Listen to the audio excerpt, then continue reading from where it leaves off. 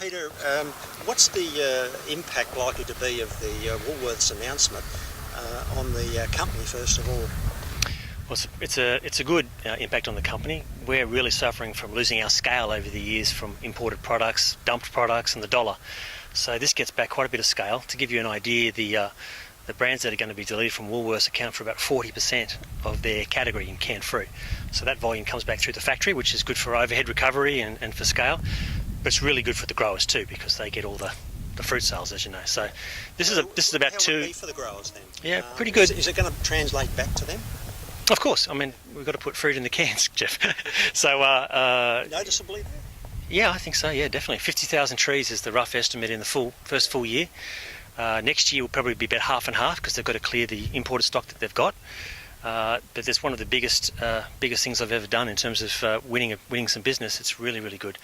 About two and a bit times bigger in terms of volume than the Select deal that was announced in December last year. So pretty big. Yeah. How long do you expect it to start having an effect? It's not going to have an impact perhaps this season, but probably bigger in the following? No, it's going to have an impact this season. So this is new news, and it wasn't in the forecast that we did back in April when I started. So this will have an impact, not a full year impact, but a part year impact. I think about a half year impact. But our guys are going to sit down and do the forecast properly. I think about half the impact if I had to have a guess for you right now. And that's going to be good news. Our growers want good news, right? They don't want to get smaller, they want to get bigger. So there's 118 growers who will all get something extra out of this, and that helps their efficiencies and their throughputs, just like it helps SPCs. Will you have enough fruit to supply them? Yes. Despite those that have been, the growers that have been deleted? Yes, so out of the 118 growers that we're going with, they've got extra capacity for even more than this. And I hope to win more business in more places. Yep. You know, for example, we only have about a 30% share, we think, of the health departments in each state. They import 70% of their products from overseas. That would be a very big contract to win. Why can't we win the Australian government business in defence? What about corrective services? What about foreign aid? There's some big ones out there, and some room to grow. And these growers have more room to grow, and I want to fill them up and make them efficient. Have you taken it up with the governments? Yes, I have. And what's the initial response? What you always get first off is a polite no, and I'm just not into polite no's. I just keep going back and back and back. And there might be some things that we have to do to meet the right people and discuss the issue properly and make sure we get above the procurement team who's trying to buy the cheapest and get them to buy the best and to buy proper Australian products that's grown environmentally, clean and green products that support Australian jobs. The Americans can do it, why can't we? Yeah. Does it take much arm twisting to get Woolies on board with this deal? From the start, I've said to you and to others, Jeff, that I think that the supermarket customers are part of the solution, not part of the problem, and that I would take it to the most senior people in those companies, the issue and what's at stake for Australia, and all of them have responded well. So in this case, Gia Jegan from Woolworths, the CEO of Woolies Supermarkets, personally intervened and personally made this happen. So full credit to him. He doesn't have to. He could buy cheaper stuff if he bought it from overseas, but he's buying the Australian product, and I think he's reacting to his consumers, but he's reacting to the growers and wanting to help.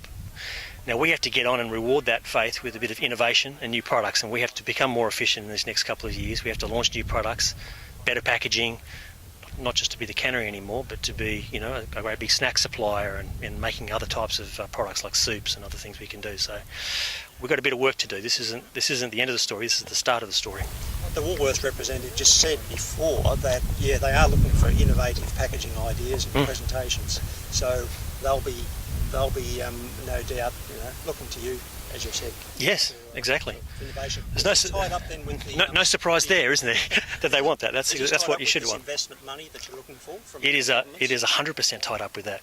That is exactly what that investment money is for. We're not building a monument in town. We're building a factory with new lines, new efficient production lines that can make these new packages. So we have to move now, though. It's an urgent situation, because if we order now and build it now, it'll still be another 12 months before we're in operation, right? So we've got a lot of work to do, and we have to start showing, returning the faith, if you like, with customers like this who are demanding innovation from us. We have to give it to them and give them the latest and greatest products and the best products from Australia.